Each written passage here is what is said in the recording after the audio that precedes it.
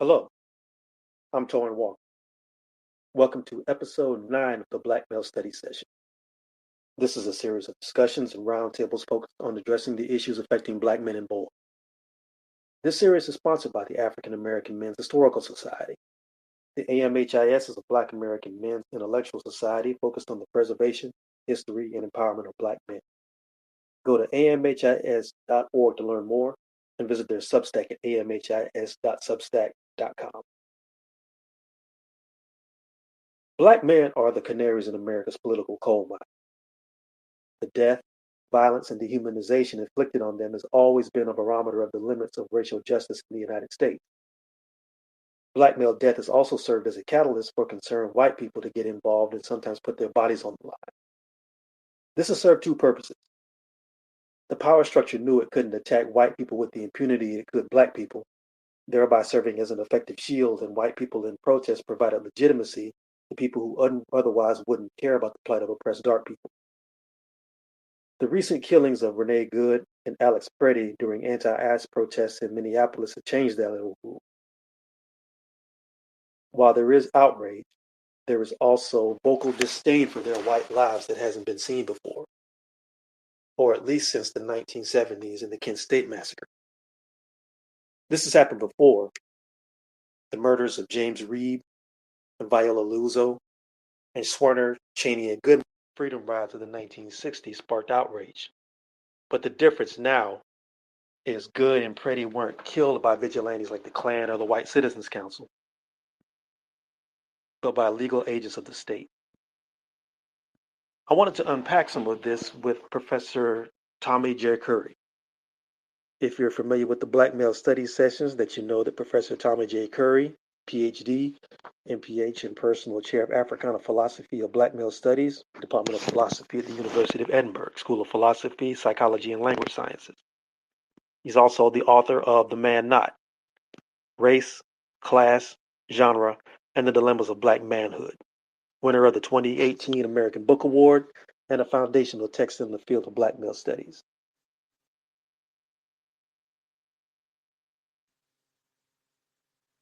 Dr. Curry, how you doing? I'm doing well. I'm doing well. How are you doing today, brother? I'm doing good. I'm doing well. It's good to have you back on the mic so we can have another episode of the Black Male Study Sessions. And as always, thank you for coming through. No, thank you as always for the invitation. All right, well, let's jump right into it. Why has white pain historically been given more weight than Black death in the United States? Well, white life has mattered more than black life in the history of the United States. Um, we've I think encountered something that we're very used to seeing over the last 40 years, and that's almost as long as I've been alive. We have seen the repetitive use of violence and indifference to the murder of black people, especially black men in the United States.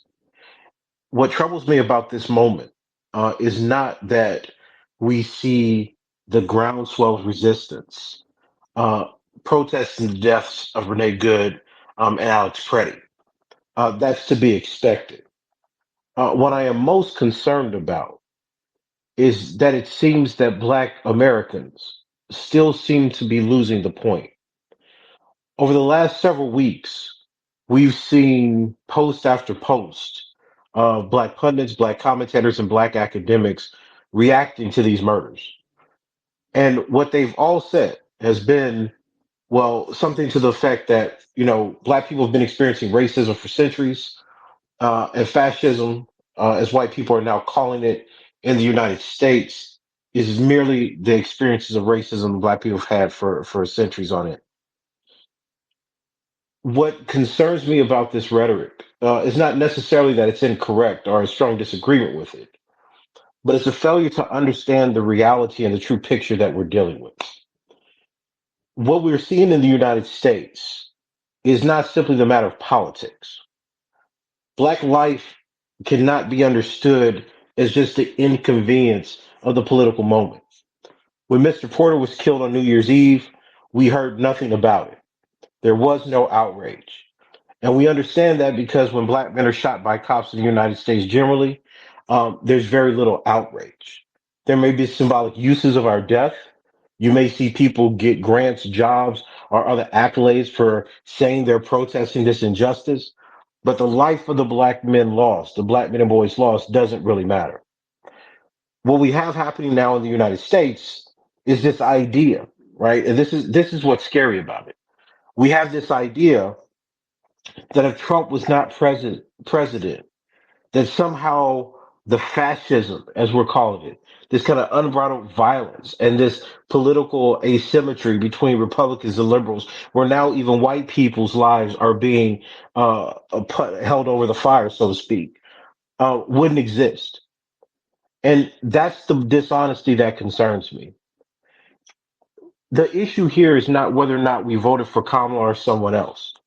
Even under the Obama administration, we saw black men slaughtered in the United States. We saw all lives matter being championed to protect police and militarized forces against civilian populations when they were working class, poor, and black. And that didn't arouse any suspicion of the system. The system was not called to answer for that. What they said was we need body cameras and training. But now that you have a Trump administration that wants to whitewash the population of the United States and is willing to kill other white people to do it, now we see white people mobilizing a kind of structural account of how ideology is playing a role in the denigration of certain people's lives. And while that can be expected, we see black academics and pundits on schedule as usual, trying to latch their careers, latch their message to the black community on this idea. You see, the deaths of Good and Pretti gave white people a sensibility for a moment of what it meant to be racialized in this country. I saw Cornel West discussing this as niggerization. But the difference between this is that there is a moral capacity, there's a violation of moral good that white people did not expect to happen under Trump. So when white people in mass, white men and white women, voted overwhelmingly for the Trump administration, they understood that Trump was going to direct his anger, his violence, and his vitriol to black and brown people, to people they thought did not belong in the United States. But now that white people are becoming victims of that because Trump has said, well, there's a certain kind of white person we want. We want white people that's dedicated to the cause, the ideology, and the religion of white supremacy. They don't understand why they're victims. And instead of black people saying, well, listen, the issue with black life is not an amendment to the outrage white people are feeling about white life, we pretend that it's all the same bag. Said differently, if Kamala Harris had won the presidency, you would still see black men being shot. Keith Porter Jr. would have still happened under a Kamala presidency.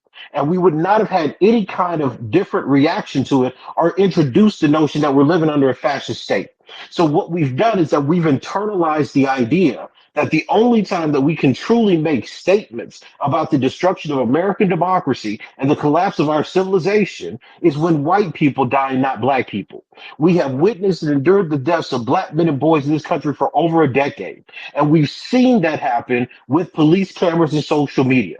We all know that black Americans, black men and black women, have been crucified for over centuries. But what we've done is we've said, hey, that's the price of progress. Our American democracy worked absolutely fine when it was black people being killed. Over the last 10 years, we celebrated Obama, right, as a beacon, as a symbol, as the best president, even though black men and boys were being killed.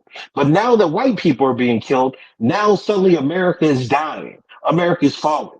My disappointment is that we don't understand that black life doesn't become more valuable just because we hooked it onto white life.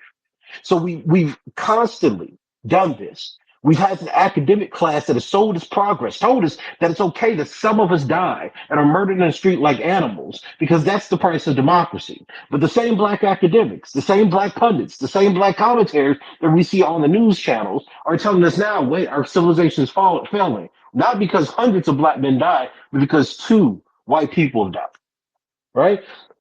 This is part of the mentality that we've created to justify and really participate in our own oppression and demise in the United States. The violence that we're seeing right now, right, has nothing, doesn't hold a candle to what black people went through Jim Crow segregation. Doesn't hold a candle to what we went through during enslavement. But somehow, right, white America is outraged. There was a senator saying that this was worse than the civil rights movement, that somehow we've never seen two people killed in the streets. They were lynching people. They were cutting off black men's genitalia. They were cutting babies from women's stomachs, cutting their wombs. So for black people to see this terror, it's not enough to just say that we witnessed it and acknowledge the contradiction. The real question is why we've tolerated it. If we can see the outrage that white America has when two of their people are unjustly killed, and I'm not denying sympathy for Renee Goode or for Alex Pretti, but I'm saying that if two white people's deaths can change the way that white people see what America is, certainly hundreds of years of black people's deaths should have had an even greater resonance with these people, and even more so with our own people who've been selling us the myth of progress and democracy over the last several decades. We're overlooking how law, how state power defies entities. We examine systems as if it's merely an issue of bias, that people are making racist judgments. And that's certainly true at an individual to individual level. But we have to understand that we live in a system and a society where law and mechanisms of power are constructing the entities that we think we exist in. We are taught to think that we're citizens that have natural rights. But what's the difference between the government calling us citizens and just deciding some random day that we're terrorists, or better yet, black identity extremists? You see, this aspect of how our civic society operates is not something that we've educated our people on. We've maintained the illusion that progress or equality or human rights or our constitutional rights are things that will be respected. So, as you mentioned in the situation for Philando Castro, he's legally allowed to handle a gun. Same thing with Pretti. He had the legal right to conceal and carry, right? But at the time, I said, well, that makes you a terrorist. You see, we've lived in a world where we've assumed that the rule of law and that our constitutional rights protect us. And for decades, right, we always talk about critical race theory in name, but we don't talk about it in terms of its practice. What Derek Bell and Richie Delgado were saying, they said, what happens when those in power decide not to follow the rules they've set for everybody else? You see, that's the indictment. That's the power of the critique of critical race theory. That it sees the law as just an illusion, something to be played with and changed and made malleable by those who have the most money and the most power. So when you say, hey, people have a legal right to carry, not if the cop wants to identify you as a threat, the gun that was in his holster for Mr. Castile was just the excuse or the rationalization needed to execute him in front of his family. Alex Pretti tries to protect a woman that was being accosted and assaulted by ICE. His gun was a justification for him to be killed because he's a terrorist that was going to use it against ICE agents. Notice none of these things actually are true, but the state has the power to construct people any way they want. And again, we've watched this happen in real time for decades concerning black men. We've seen innocent black men when they were running away from cops still being said to have been a threat to them that they felt they had to shoot them to protect their life. And that justification has resonated with many white Americans, right? It's resonated with the people who've said that I just can't believe that Alex Pretti, who was a veteran nurse that took care of people, right, would be said to be this. So you don't believe that white people see this is what I mean about the character and integrity of white life. The white person says we don't believe this is what Alex Pretti was. His family gives testimonies. His loved ones give testimonies. His patients give testimonies. And his character is standing up to the state's attempt to assassinate it. But when a black man is killed, suddenly anything that he's done in his whole life, He's disagreed or yelled at his girlfriend or wife. He didn't vote in the way that people thought he should vote. He didn't hold the politics people thought he should hold. And that becomes a justification for the assassination of his character by the state. So we have to get over this idea that we live in a time where technology and where constitutional rights and where the rule of law is something that's firm, stable, and agreed upon. We have no answer to Trump because we did not anticipate, despite being told for years, right, by black intellectuals, that you have a system that will bend to the will of the most powerful. Trump's decided to call out of the lines, and the Supreme Court, the Congress, no one's checking that power. So when we rationalize, right, when we try to explain to ourselves what's going on between, say, Castile and Pretti, we have to understand that this is what societies decide that we are. State power allows the government to decide what your fate's going to be. And the illusion of freedom that we've been telling ourselves for decades on end, for centuries, right? That we can get this pocket and this pail of freedom that would be safeguarded by the law and constitution is just a lie.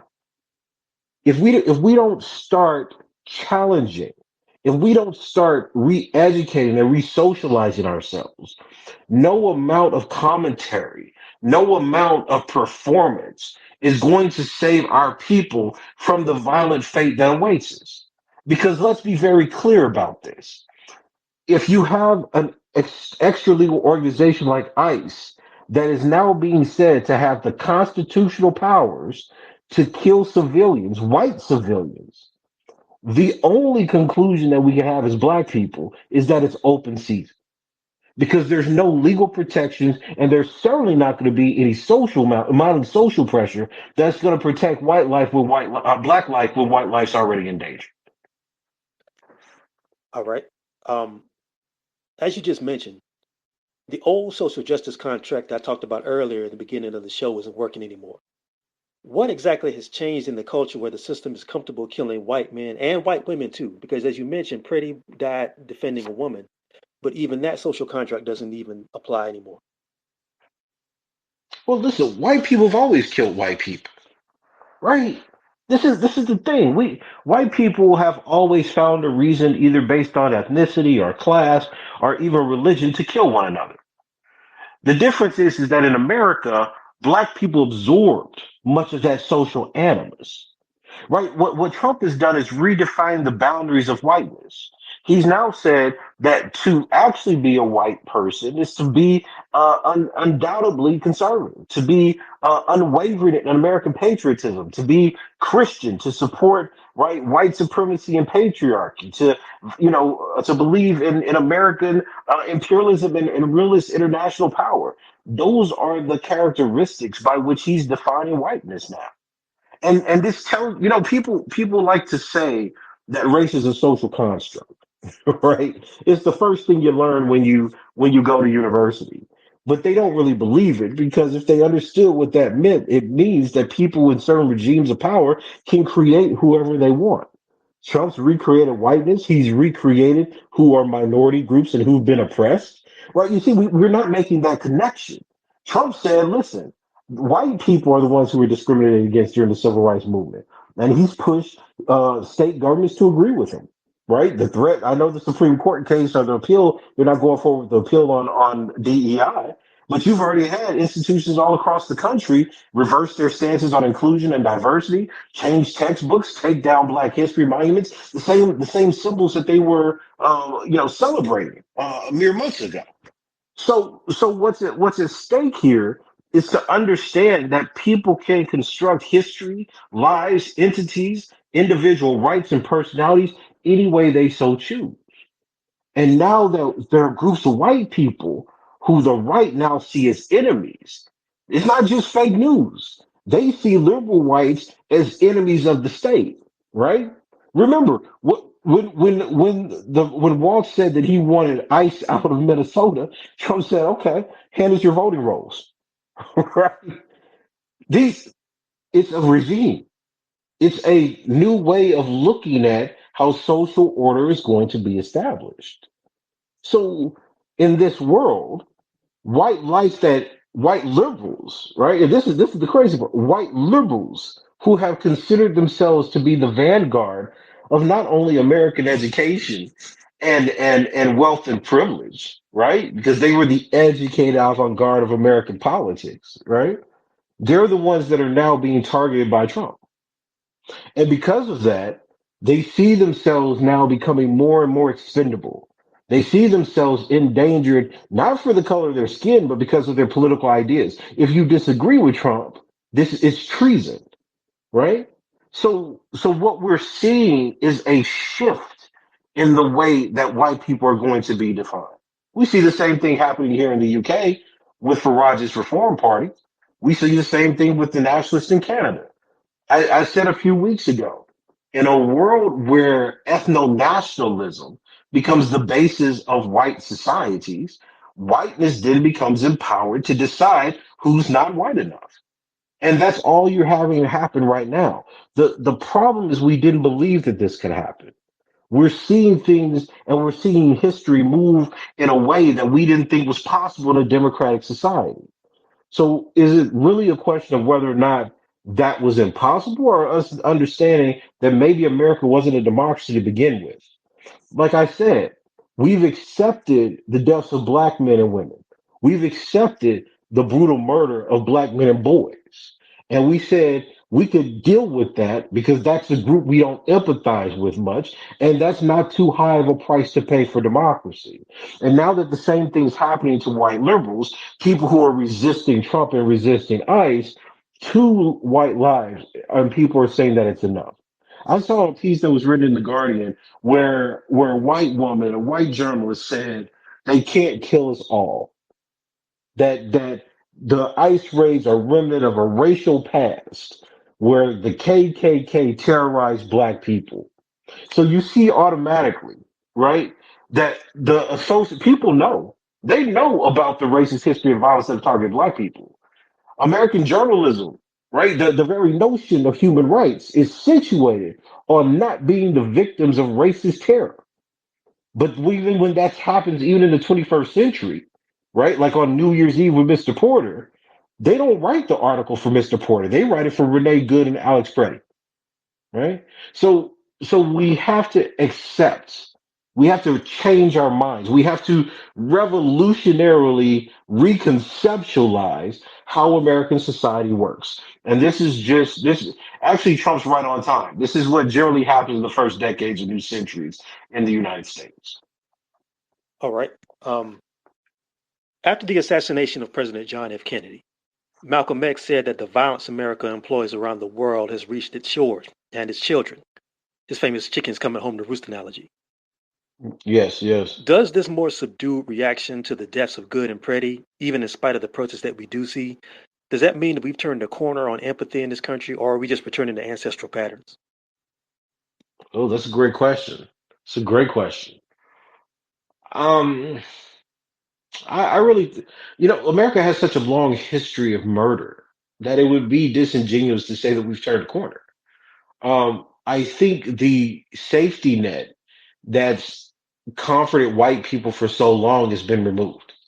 I think now that the target of Trump's violence is not just black people, but even the not white enough white people, that we've now seen um, a binary in what America's political conscience is. White people who don't support Trump, white people who don't support white civilization and culture, are now enemies to that culture. And that's what I mean about the term not white enough. I think I understand the effect that Cornel West was going for with the idea of niggerization, but we're seeing a bifurcation in white identity that says that if it's not about protecting white progeny, white families, and white civilization against these kind of external threats, be they black, be they African, be they Muslim, etc., then we have to look at those people as threats to the overall survival of the white race. And Trump is being very clear, I think, about what he's willing to do to preserve that, which is why I think he still remains so popular among his base. Right? You have to remember that the Republicans are the people we used to refer to as the alt-right that are now in power, very much see the survival of their race as the foremost grounding for politics. So when they were pushing this idea of replacement theory, when Tucker Carlson was making his appearances, talking about the ways that whites were becoming minorities, even in places like London and the UK, right? These people are very clear that the politics is meant to preserve and propagate white racial, white, I mean, the future of the white race is meant to secure that, be it with power or be it with violence. So I think this is ancestral patterns, right? We've heard this argument before. We heard this at the turn of the 20th century, right? That's why, people always quote Du Bois as the problem of the 20th century is the problem of the color line, but they don't consider what was going on during that period of time. Lynchings, mass murders, riots, racial slaughterings, right? Like this is what Du Bois was talking about, the decimation of populations.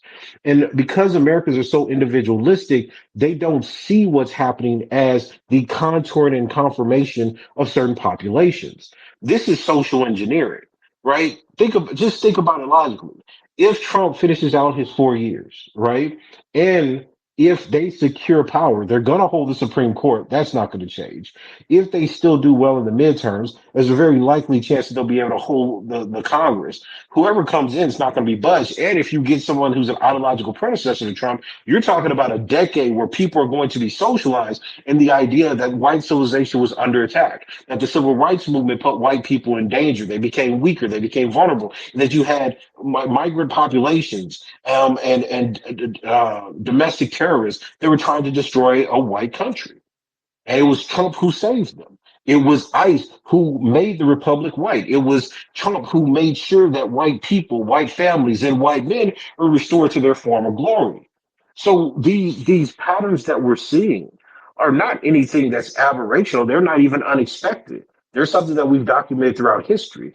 The problem is when we think there's been change.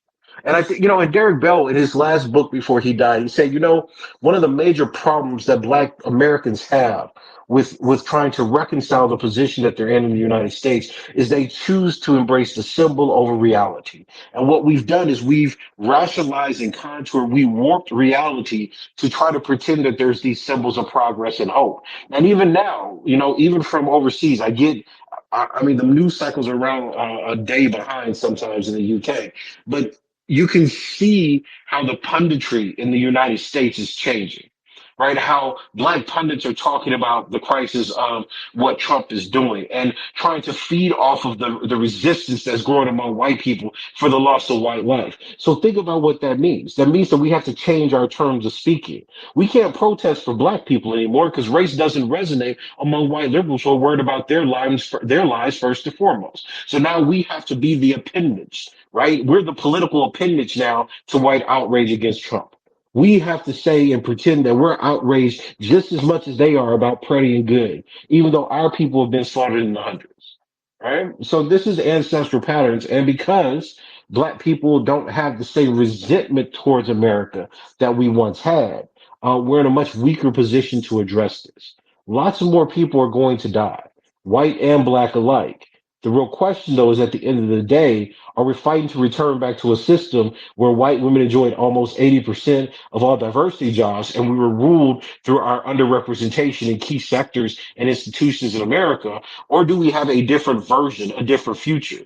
I truly believe that Black people cannot simply return to what was lost before Trump. We can't return to that kind of debased deficit system where we took crumbs and said that that was racial progress and equality. There has to be a much broader vision of what equality looks like. And that's not what's being introduced in these conversations right now.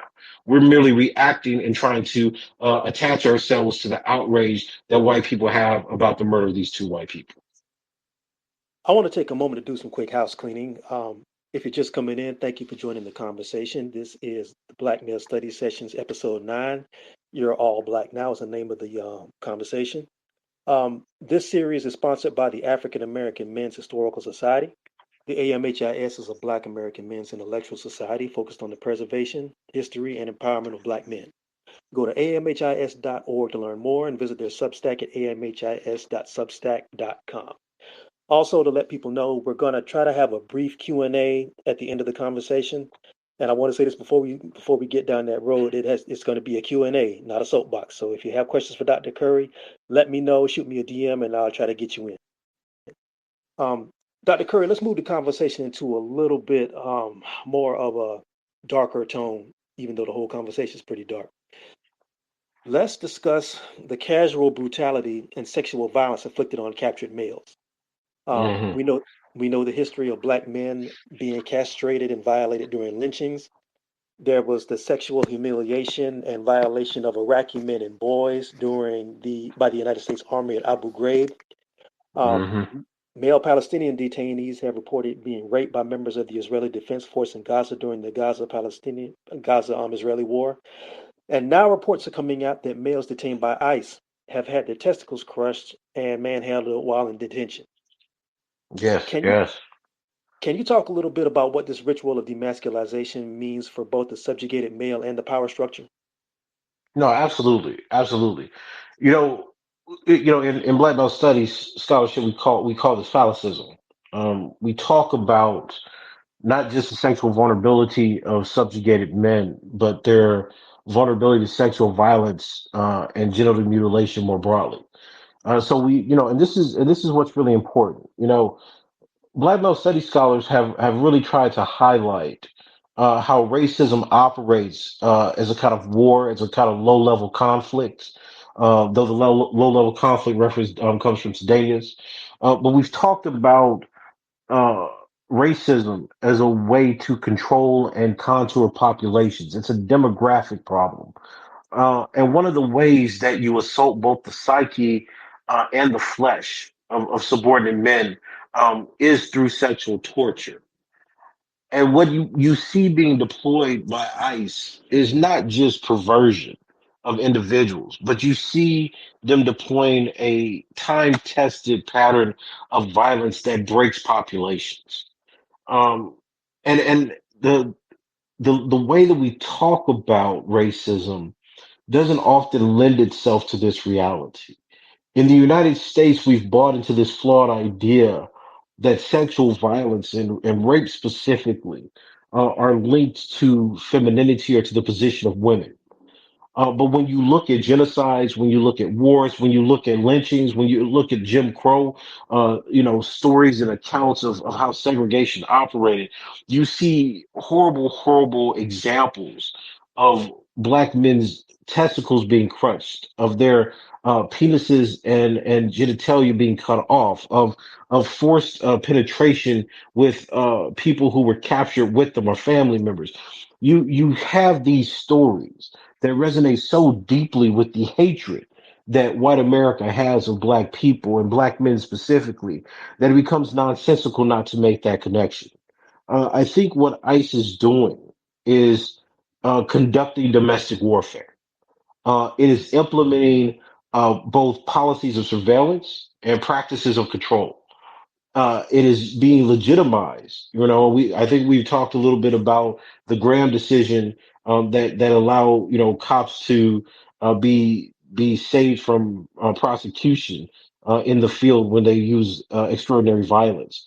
This idea that you have a presidency that's saying that ICE is not only police force but operating almost as a paramilitary force trying to keep order within the society, and you have people and conservative pundits justifying this, saying that they're acting on behalf of the president and enforcing the rule of law and order against people who are protesting them. I think that it means that we are being told and sold a narrative where the people that ICE captures and contains are in fact prisoners. Because like you said, we've seen this in Gaza, we've seen this in American prisons, we've seen this in every other context where people are no longer citizens and really are no longer seen as human beings. So the sexual violence that I think ICE is committing on these black and brown men from the stories that I've seen really does stand next to a campaign of war. And again, we've not had people really talk about this because I was looking for more articles about this situation, or even seeing if we got any coverage in the United States, and there's virtually none. So we're ill prepared to actually discuss, much less analyze, what happens when you take American citizens, racialized American citizens, specifically men, and the kinds of vulnerabilities they have to sexual violence. We don't even have a language to describe it, much less an understanding of how it operates. So there's not going to be any ability of us to actually address those kinds of human rights violations internationally or domestically. And again, this is why Black male studies scholars are constantly pushing this issue. That the issue is not politics. The issue is about the substance of racist brutality and oppression, right? We are flying blind here because every time we get a conceptualization or try to get a conceptualization of what's really happening in the real world, right? Like just think about all the black men who have been victims of sodomy, who have been victims of molestation and sexual coercion during police stops, and no one wanted to talk about that. And now you have a kind of a military organization yanking people out of neighborhoods, pulling people off of the streets, and then sexually brutalizing them. These people will not only be psychologically scarred, but it will instill a ethos of fear and non-confrontation among racialized populations. So this is meant to break the spirit of any of those people who could resist. It's meant to, when you look at the genocide literature, it discusses how men who are victims of rape, castration, and genital mutilation are psychologically impeded from reproduction. Right? These are techniques of genocide and population control that we are acting like is not happening in the United States. So these sexual violations, the sexual violence, is indicative of a much larger pattern of different demographic control and lethal extermination.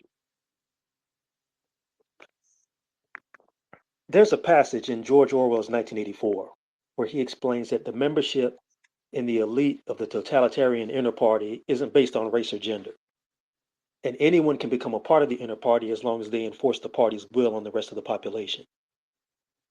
According to the most recent data, 55% of ICE agents are white, but 19% are Latino, Hmm. 15% are black or African American, 62% are men, yet 38% are women. Yeah. Is this an indicator of the system transcending ethnicity and approaching its Orwellian moment? Oh, absolutely. But the systems always had agents that were of the oppressed population, right? I mean, there's not a colonial context in history where you haven't had people who have edited and abetted the demise of their own people, right? I mean, listen, the system, if we're going to refer to it that, but think about it, the system um prefers people that look like the population is trying to subjugate because it creates confusion among that population, right? We're not operating in this sense in a clear black white issue. As if anything, I think the election demonstrated that. I mean, even though black men voted overwhelmingly for Kamala, they were still attacked as outsiders. We're not dealing with race in that simplistic sense. We are dealing with people who want to partake or who support a version of empire nation and Trump's power that sees that as the most beneficial world. So there are Latinos who are going to be against Mexicans. They who think they're dangerous, who think they're terrorists, who think they're of a different culture. Right? Same thing with black people. You will have black people who fundamentally believe that black people are dangerous and corrupt to American society, just like Africans from these shithole countries, as Trump would call them, coming into the country. The issue here is civilization, right? This is a civilizational war. This is not just a question of which race gets the power. This is a question of which race will dominate and dictate the terms by which we understand America for centuries, if not for decades, if not centuries to come. So no, it's certainly Orwellian in that pessimistic sense that people can become part of a system. But at the end of the day, too, it's also about what does the people who are in power aspire the world to be. And this is why they're attacking colleges and universities. This is why they're crushing any form of the ideology. This is why when we were talking about Project 2025 on the From the Henry Foundation, they're being very clear. This is to reprogram and re-socialize the American public. We're not having a debate about right or wrong. There is no rational debate happening in America. You have people with power saying what is right and what is true. You have people utilizing that power through violence to dictate which people get to speak and not speak and socialize the next generation. So the people who are acting for ICE are people who believe in the vision that a white supremacist America entails. And unfortunately, we've presumed incorrectly that that meant that, well, if you're a white supremacist, you're going to be white. And if you're not going to be white. And there's nothing that makes that true besides the fact that we've assumed that black people are in solidarity with one another when it's convenient. Because let's be very honest with ourselves. Black people in America separate themselves on anything from class to gender to sexuality to religion to, to football team. We're not a people that have any forms of cultural solidarity outside of the appeal to the history of suffering. So why would it then stand to reason that if we could separate ourselves on all these things, that somehow there wouldn't be black people that want to separate themselves from other black people based on their right wing ideology or their belief in white supremacist civilizational values or the belief in their patriotism about America, Dr. right? Curry, I think that's a very good point. I want to stick with that for a minute because I think you raised something that people don't really think about when you talk about Black American culture. Because I've said this before. You've had the experience and the luxury to travel around. I've had the luxury and experience to travel around and see different places in the United States. And somebody who's born and raised in New York, who's Black, is going to have a totally different experience than somebody who's Black and raised in Miami. Somebody who's born and raised in Absolutely. Miami is going to be totally different than somebody who's raised in New Orleans. Somebody who's from the South is going to have a different experience of and culture than somebody who's based in LA. And I think people don't really understand it from the outside looking in, but people don't realize how many different separate nations we are as Black Americans within the United States, just in our own individual cultures. No, I think you're absolutely right. But that's why throughout history there's always been a political mandate for black love and black communality. And what we've had, and this goes both for in society and in the academy, what we've had and what we've done is we've rewarded systems that have splintered us. We have rewarded systems that have told us that black men and women have nothing in common, and that black women have more in common with white women than they do with their fathers and brothers and husbands. We've endorsed systems that have said, on the basis of class position, you have nothing in common with poor black people. You see, that all happened after segregation, because before segregation, all black people were the same. And I've said this recently. You see this situation where they're talking about the unemployment of 365,000 black women. That tells you something about the precariousness of these divisions. Though what we for years we've been arguing about, well, there's not enough good black men, enough educated black men. And in one white man's stroke of a pen, now all the black women who were saying that they were educated and benefited from this kind of middle class lifestyle are just like everybody else. You see, we fight about definitions that white people give us, and then we valorize those things as if they mark us as somehow exceptional to other black folk. And what we're seeing with ICE are black people and brown people and white women, right? Who say, well, look, I'm not going to be trapped by these definitions of a group. I support white supremacy. So of course you got 30% of the people that are 20 some percent of the people that are white women, that are joining the organization. What, do you really think that white women don't have a stake in white supremacy, don't have a stake in a strong white nation? White women have told us time and time again that the best securing of white women's power and prestige and respect are strong white men in patriarchal societies that can keep other dark men outside of the country. Right? Like we're not paying attention. And then we get up and we give these grand speeches like we're saying something new because we're saying, oh, look at the kind of violence that's now trickling down to white America. Our issue is black people should be intolerance, not indifference, right? We don't gain anything by saying, oh, we already knew this, we already experienced that. Who are we saying that to? All the black people know that. The black people on ICE know that. They're just saying that they much rather be on the winning team than the not winning team. So we have a fundamental question to ask ourselves. Are black people going to be one and breed solidarity despite our differences to combat this threat?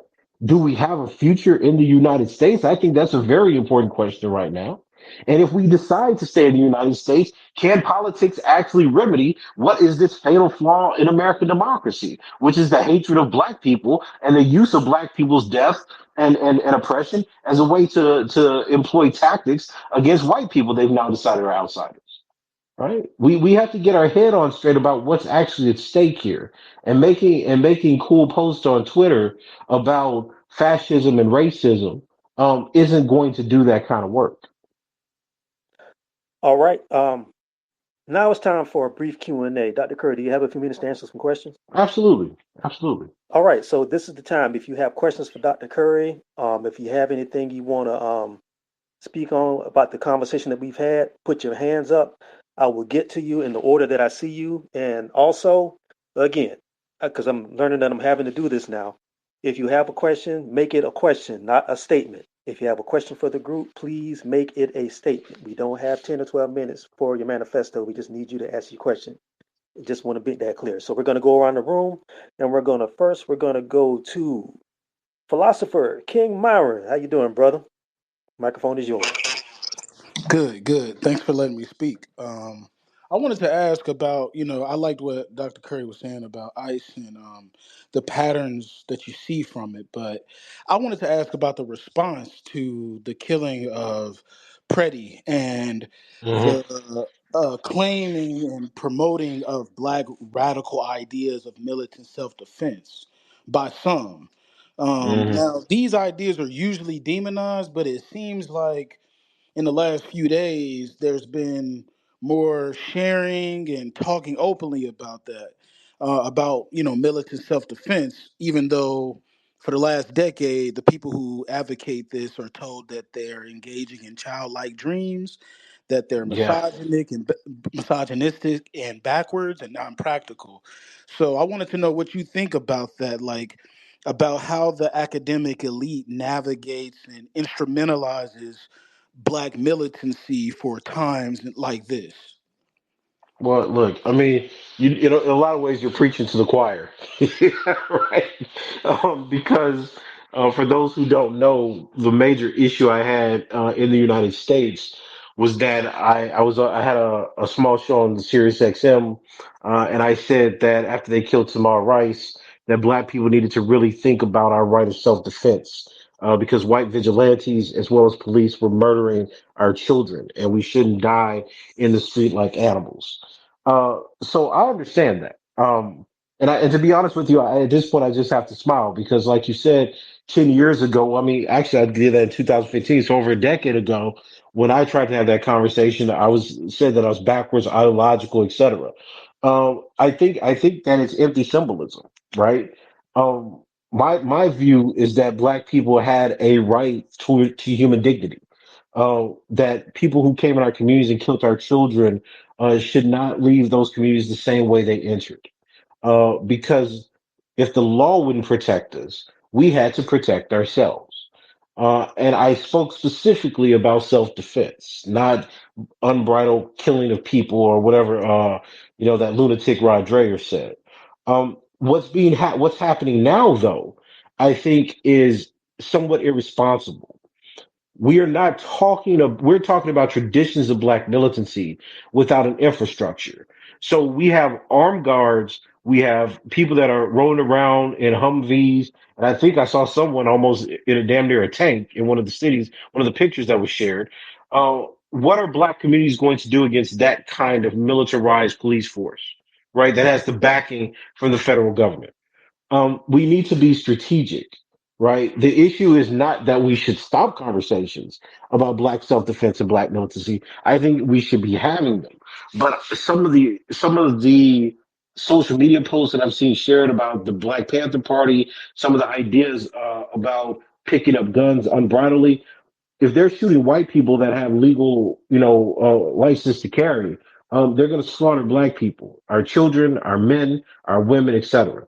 So black people need to start thinking about how this operates within this context. It needs to be specific. It can't just be let's just pick up guns or let's defend ourselves. It needs to be a conversation with lawyers. It needs to be a conversation with judges, black judges, black lawyers about how we're going to protect our communities and what little rights we may have at local levels to justify our right to do so. All right, let's go to pedagogy in black. Rennie Toure. Yo, yo, what's going on, everyone? Thank you for allowing me to speak. My question pretty straightforward. I wanted to know, is there a consequence for not understanding the genealogy and practices that we see with the sexual torture of ICE today? And what I mean by that is, I did have a viral post, um, basically exploring this relationship in sexual torture from ICE that the Hmm. ACLU documented and the Guardian exposed as well. And what I showed is, of course, that you talk about this explicitly in your book, The Man Not, um, with Abner Lua, also Darren Manny. And we talk about Hmm. these police practices all the time, the sexual torture. You update this in Killing Boogeyman with phallicism.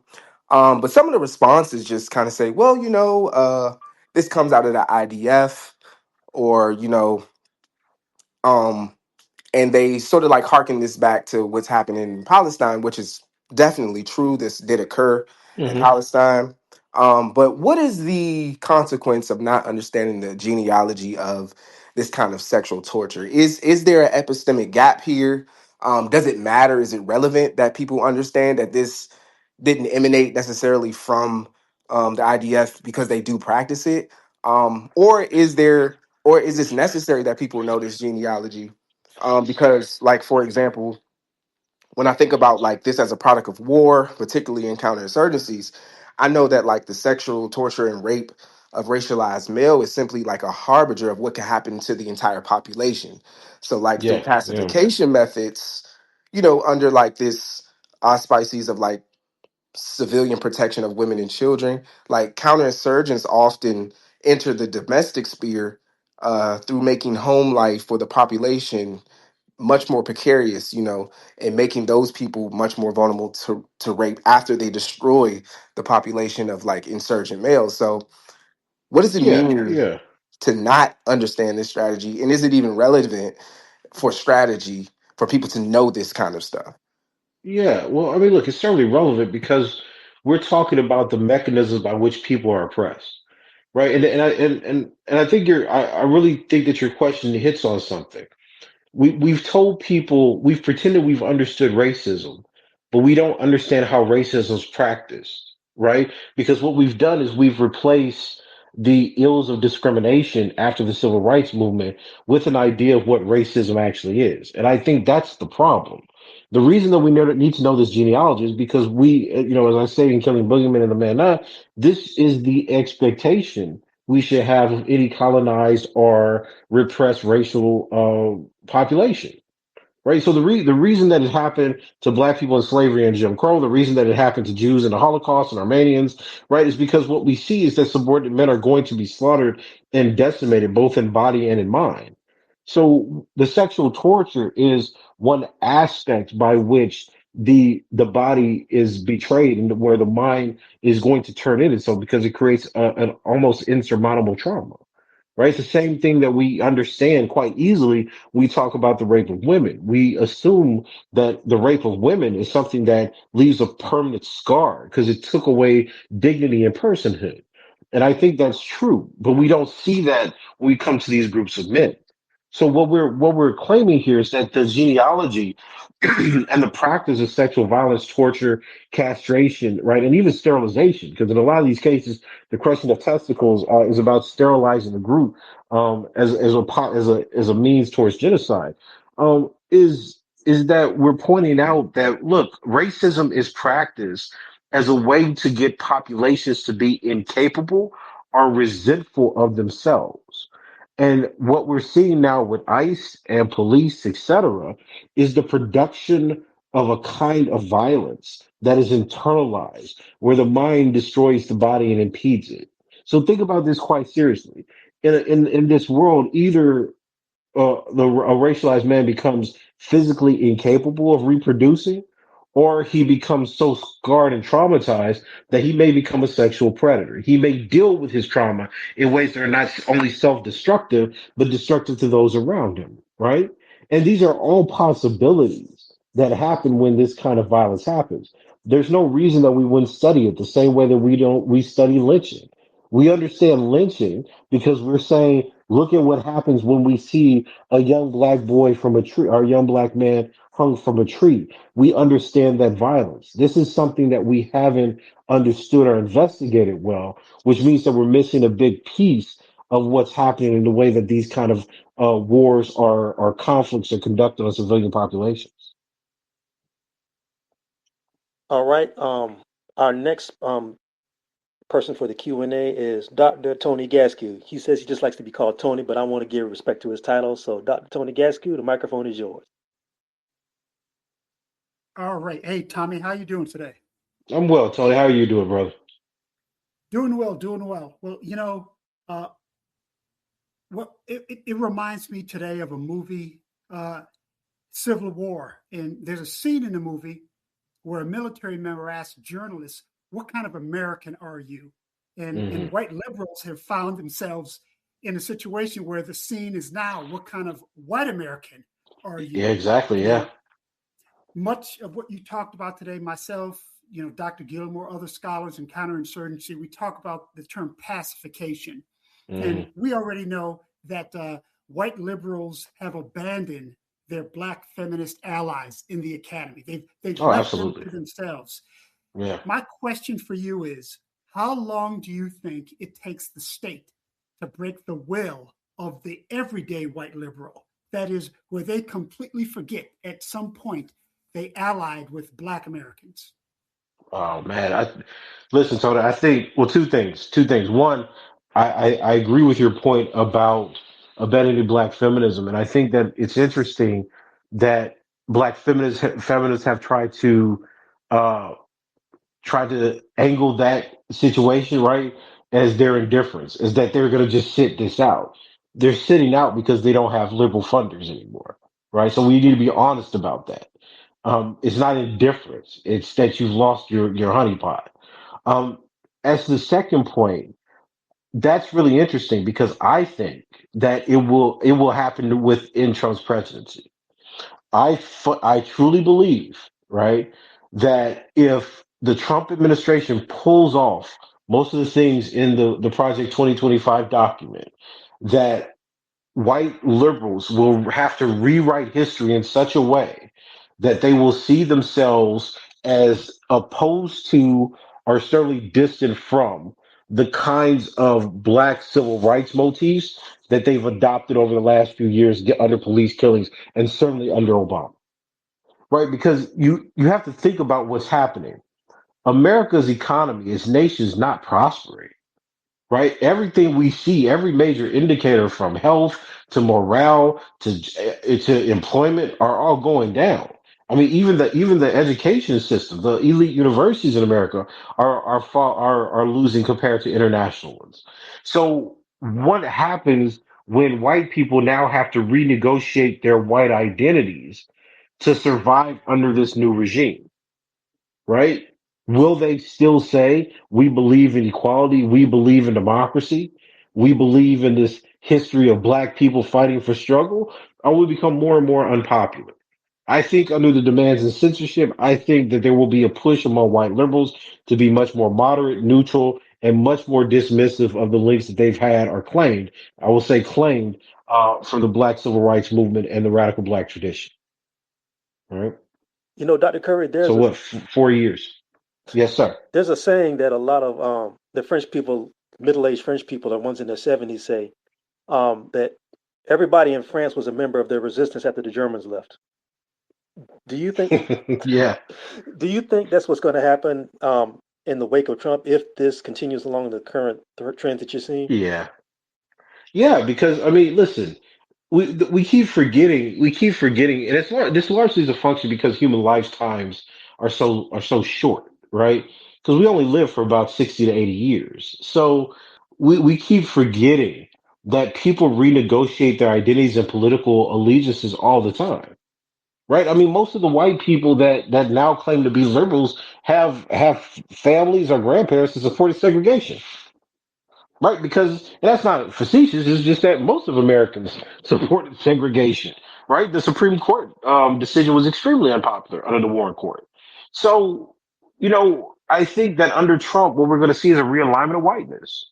And if Trump pulls off what he's trying to pull off, I mean, I think two things are going to happen, right? I mean, when historians write about this moment, you're going to see the mass re-engineering of American society, and I think that we have to get our people to understand that's not a crazy thing to say because that's exactly what you value in the civil rights movement, right? America was a slave holding and a racist and a Jim Crow society. Then you had this decision happen, and bam, you think the society changed in one moment. So, do we really think that our society is so insulated from these kind of epochs where you can't change it in a moment in an administration?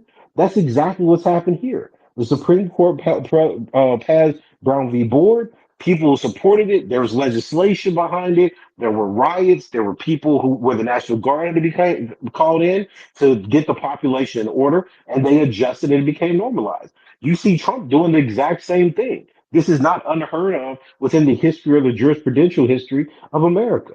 So, yeah, will white people realign? Will they accept the new order? Will they change white identities and politics so that it appears more moderate and creates kind of a pseudo opposition to the right? Absolutely.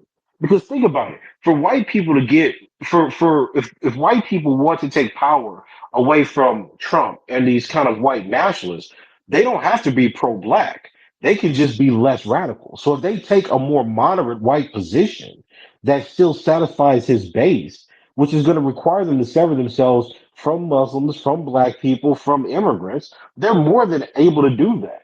And then you have to, this is what I'm saying, then what are you going to have to do? You have to start the whole civil rights process again, trying to radicalize white moderates into becoming leftists or radicals that support black rights. Right? This is the pattern of history. And we're pretending that these kinds of movements and resocializations don't happen. And it's not because they don't happen, it's because most of us haven't lived long enough to see them happen. Right? My grandparents saw civil rights happening. My parents fought for desegregation. I was born after that. This is just what I see in my lifetime. Right? My grandchildren won't remember this moment. This is just the vulnerability and the lack of historical memory we have because of our mortality. This is not an issue of whether or not societies do or do not forget or reinvent themselves every few generations. All right, and I think that's where we'll put a pin in it.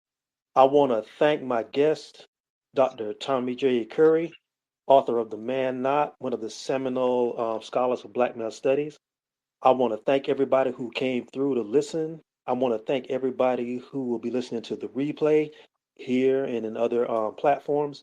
And Dr. Curry, do you want to leave us with any parting words? Listen, I'm over here in Scotland, and what I see happening to our people is tremendously terrible. So I hope everyone does the best they can to stay safe, to protect their loved ones, and to find some way to thrive and resist under the midst of Trump and the denial of white people. The racism in America is unbearable at this point. So my heart and thoughts constantly go out to Black Americans and the people that are suffering on that side of the Atlantic. What are you working on that we need to look out for? Well, Burning the Midnight Oil, trying to finish the sequel to The Man Not. Uh, and working on a book called Myths Maketh Man. That's really going to talk about the American Academy and what I think has been the mystification of how we see our struggle and how we've learned to accept the deaths of black men on the way to what we call progress. So I'm hoping that'll be out within the next year as well. All right, again, this has been episode 9 of the Black Male Study Sessions. You're All Black Now is the name of this conversation. This series was sponsored by the African American Men's Historical Society. To learn more about the African American Men's Historical Society, go to amhis.org and visit their Substack at amhis.substack.com. Thank you again, Dr. Curry, for taking time out of your day. Thanks for everybody who came through to listen. Thank you. This has been the Black Male Studies Sessions. Y'all be safe. Everybody take care of yourself.